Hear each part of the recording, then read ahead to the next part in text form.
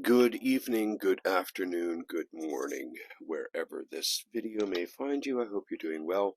This is a little bit of a follow-up to a video I made 2 weeks ago regarding these wireless lavalier microphones. There's a little device that plugs into the lightning port on my iPhone.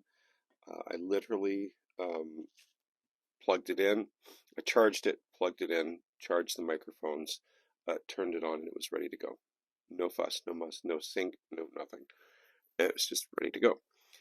So when I did this video before, my wife and I were wearing these two microphones and we went for a walk outside because I wanted to hear what it sounds like to record the two microphones simultaneously.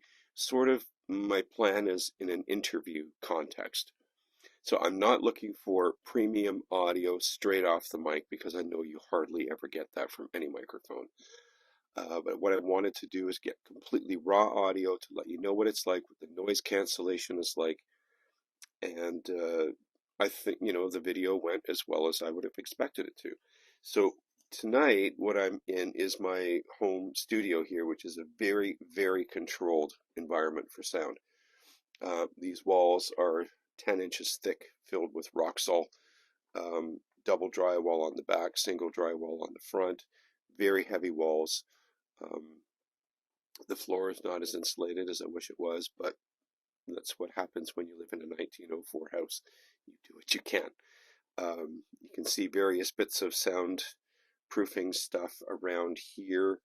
I have on the door in the back there's a stained glass panel that when I'm doing music stuff up here, I put that in front of it. Just, for all those majorly picky moments, you don't want some bright glass reflecting sound back at you.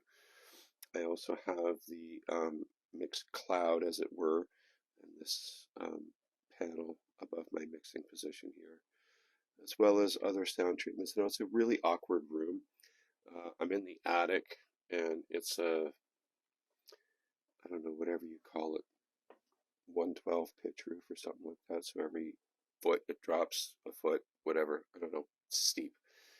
So we have two angles here. It's very high in one spot and like 5 feet in the other spot. So anyways, here we are in the controlled environment. So what I wanted to do is place the microphone various places on my person so you could hear what it is like in a controlled environment, such as a studio, etc. Now I'm going to apologize for the handling noise here. This is completely raw audio, no processing. Here it is on my lapel. You can see it. It is 4 or 5 inches from my face. It's an omnidirectional microphone, so it shouldn't matter a great deal with what the perspective is from my mouth to the microphone. And what I wanted to do was put it on a cap too. I'm not a real hat wearer, so I had to grab what I had. The main complaint that I have with this, really the only complaint that I have with this, is that the clip actually is backwards from the way I would want it to work. Meaning if I am to clip it onto my hat, it sticks out the side, and I look like some kind of demented unicorn.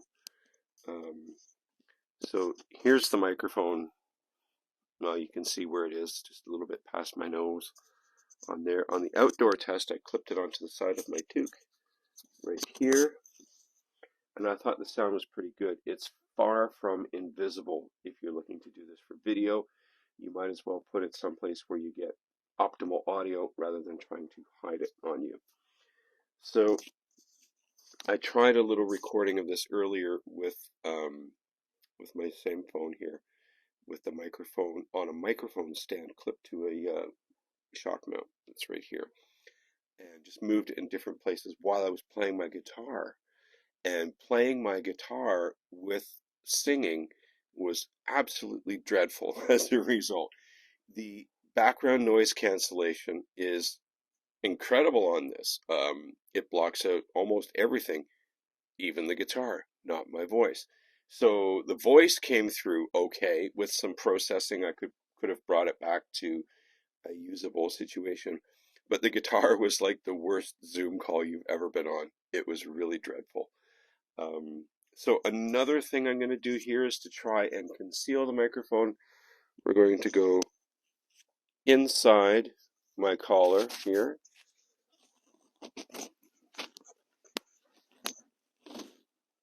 Completely hidden. Not a real good fashion statement, but here we go. The microphone is completely hidden. And again, there's no processing or anything going on. I will make a follow-up on this with some processing, maybe. But anybody, if you've worked with microphones before, you'll know that you never get awesome audio from any lavalier or any other kind of microphone right off the hop. It just doesn't happen. So another thing that I wanted to try, and I'm going to spin this around. If you've looked at the rest of my home studio stuff playlist here on the YouTube machine, I made a little video about this little thing here that I made.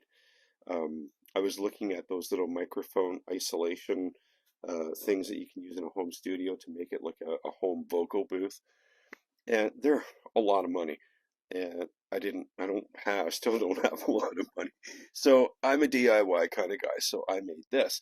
And I was going around the house. I walked upstairs and downstairs and inside and outside looking for something I could use for this. And I'm like, what can I do? What can I do? So what this is a lampshade on a broken microphone stand. If you haven't seen that video here, these are two regular, I think 3/4 inch or whatever, plumbing straps. You know that the copper pipes in your plumbing in the basement are held to the ceiling with. I put some machine screws there, jammed them in there, put them on the back of this busted microphone stand. The thing that's busted about the microphone stand is none of the threads really hold. So if I put a microphone on here of really any mentionable weight, it just falls over. Yeah, so I took some of this generic sort of sound absorption foam. This is not soundproofing foam. This is sound absorption foam. Very different. This absorbs high frequencies and is intended to sort of deaden the early reflections that you would hear in a room. Um, it's not going to isolate the sound of the rest of the house out of your studio. But what I would like to do is place this microphone. I'm going to clip it onto one of the foam bits inside. And I'm going to go back various distances in my studio here and show you what it's all about. So can you see that? There's a little green light. This thing is about 16 inches. It's a circle. It's about 16 inches across. So right now I am about a foot from it. Now I'm about 6 inches from it. And the beauty of this thing here is it creates kind of like an acoustic shadow, if you will, where the sound from behind it gets blocked out. And it also mitigates reflections. So just in the effort of checking out distance on this, this is obviously not what you buy a lavalier microphone for. You don't buy a lavalier microphone to walk away from it. You clip it on you. But just for kicks, I'm going to walk away from it. I'm going to show you what it sounds like. Yes, so welcome to my studio.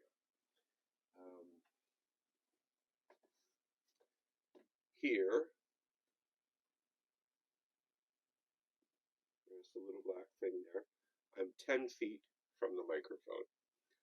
I'm not trying to speak in any extra loud voice, but in case this sounds horrible, I'm going to come back to it to finish off the video. So, there you go. Wireless lavalier mic. No fuss, no muss kind of deal. You order it on Amazon. These two of them, two mics with one receiver, two charger cables, came to just over 30 bucks Canadian, which is like, $2 and change American or something like that. Oh, Canada.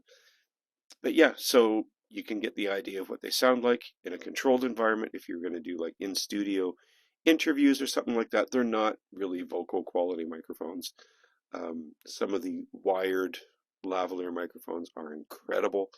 But again, remember that this has no EQ, nothing at all done to it. This is straight into my iPhone uh, HD or 1080 30 frames per second, which really doesn't matter to the audio quality.